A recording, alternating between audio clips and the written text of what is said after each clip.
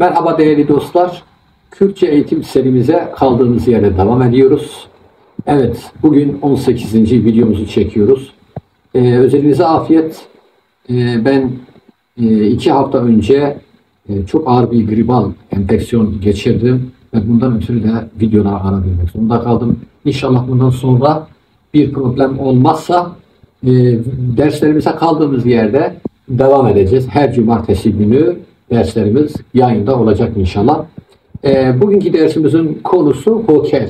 Yani zarf. Zarflar konusunu 2 videoda işleyeceğiz. Bugünkü videomuzda Ali Binyadi ve hoker yani yapıları bakımından zarfları işleyeceğiz.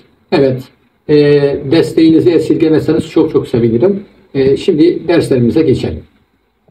Evet kıymetli dostlar, hoker yani zarf. Zarf bir fiilin meydana geliş zamanı, yer, nitelik ve nedenini belirten kelimelere hoker denir. Yani bir fiili zaman bakımından, yer bakımından, nicelik ve nitelik bakımından, durum bakımından belirten sözcüklere biz ne diyoruz? Zarf diyoruz. Mesela zaman bakımından fiil niteleyen bir zarfa örnek şöyle diyebiliriz. Ev neha kovari dokuine. O şimdi dergi okuyor. Buradaki şimdi ne zaman okuyor fiiline sorduğumuzda şimdi cevabını alıyoruz. Demek ki buradaki neha kelimesi nedir? Bir zaman zarfıdır. Yer bildiren zarflara bir bakalım. Fiili yer bakımından niteleyen zarflar. Ezlibin dari razam. Ben ağacın altında yattım. Nerede yattım? Altında, ağacın altında. Bu da yer belirten bir zarftır. Durum belirten zarfa bir örnek olarak ezu meşiyam. Zu burada durum belirten bir zarftır. Yani ben hızlı yürüdüm. Nasıl yürüdüm? Hızlı yürüdüm. Bakın fiile nasıl sorusunu sorduğumda yaji meşiyam, çava meşiyam, zu meşiyam şeklinde fiile nasıl sorusunu sorduğumuzda bize zarfı veriyor. Evet, demek ki burada zu nedir? Durum zarfıdır. Say bildiren hün pır havettin. Buradaki pır çok anlamındadır ama sayılabilen yani nicelik olarak çok. Yani sayılabilen.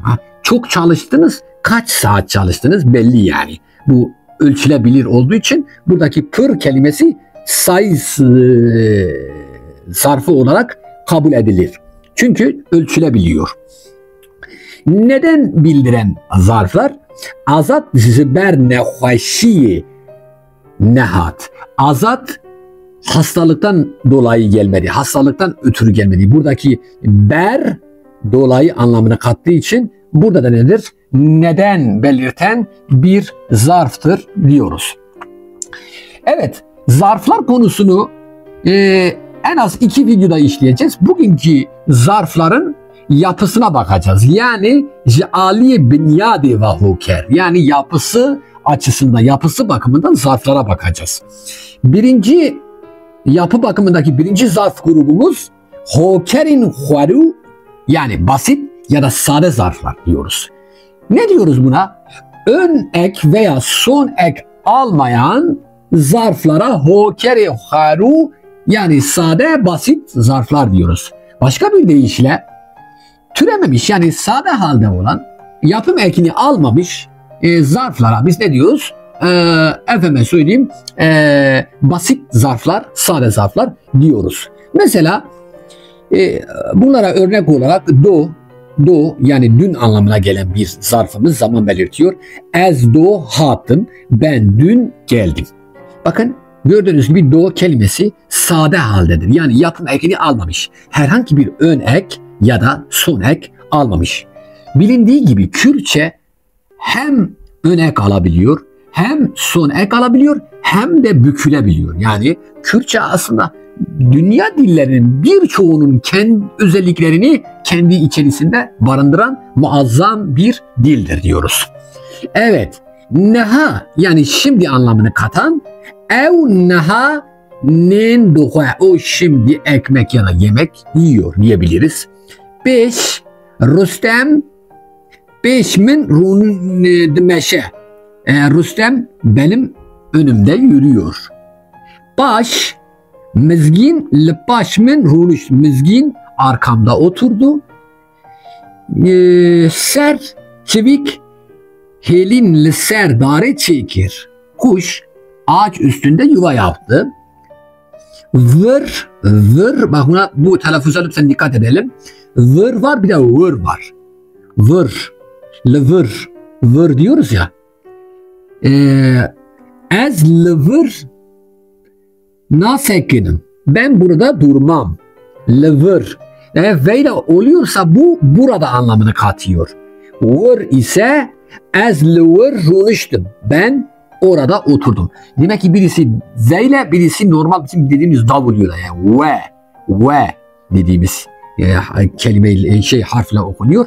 Onun için bunları da karıştırmamak lazım diyorum. İkinci zarf çeşidimiz yapısı açısında hokerin darişti, yani türenmiş zarflar. Ön ek ve son eklerle oluşan zarflardır. Yani ön ek ya da son ek alan veya başka bir deyişle yapım ekini alan türemiş zarflardır bunlar. Bunlar türemiş zarflar diyoruz. Mesela naz, bnaz. Bnaz. Bakın bu almış. Bnaz. Ayşe bnazdı meşe. Yani Ayşe nazlı yürüyor. Naz zaten nazlıdır ama buradaki bu ne yapmış? Nazlı şeklinde bunu ne yapmış? Türetmiştir. Nezik demek yakın demek. Nezike demek ise yaklaşık demek. Gündeme nezike set maliye. Köyümüz yaklaşık 100 evdir. Bak burada ne oldu? Nezik kelimesi son ek alarak yaklaşık anlamını kattı. Yani nezik kelimesi yakın anlamıyken son ek alarak yaklaşık anlamını kattı. Ön eki ise mesela sal kelimesi sene demektir. Ama ön ekini getirdiğin zaman sal demek ise bu sene anlamını katıyor. Sal debir gelek zede bu. Yani bu yıl hasat gayet iyiydi, çoktu anlamındadır. Gene son ek olan ki eki. Şimdi evar akşam demek. Ama evarki dediğimizde bu ise akşam üzeri, akşama doğru anlamını katıyor ve bir ne oluyor? Türemiş zarf oluyor. Ez evarki hatım mal. Ben akşama doğru, akşam üzeri eve geldim. Bir notumuz var.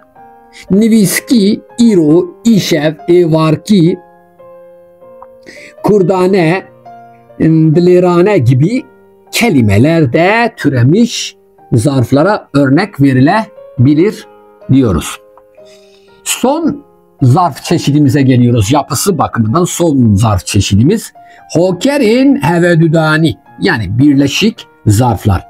En az iki anlamlı kelimeden oluşan zarflara hokeri hevedüdani birleşik zarflar diyoruz. Peki bu birleşik zarflar nasıl oluşuyor? 1.